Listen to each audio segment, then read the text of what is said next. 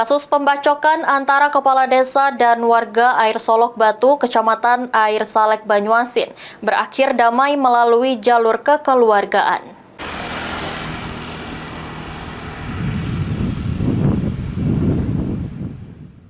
Kasus pembacokan antara kepala desa dan warga Air Solok Batu, Kecamatan Air Salek Banyuasin, berakhir damai melalui jalur kekeluargaan. Tersangka Ibrahim mengaku tindakan tersebut dilakukan dalam keadaan terpaksa untuk membela diri dan melindungi keluarganya, di mana awalnya korban datang ke rumah untuk meminta tanda tangan berkas surat.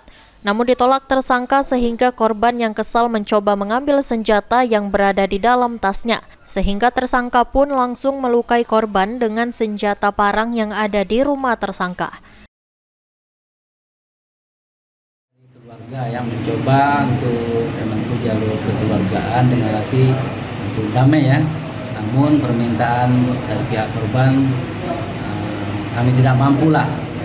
Oh, ada persyaratan khusus gitu dari terlalu besar Pak yang diminta dari korban, terlalu besar. Korban. Saya dengar kabar minta 1M dan kami tidak mampu Pak.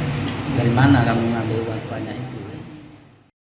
Sementara itu, pihak kepolisian Polres Banyuasin juga mendukung upaya perdamaian ini. Namun tetap proses hukum akan tetap berjalan sesuai dengan aturan yang berlaku. Suryadi, PAL TV.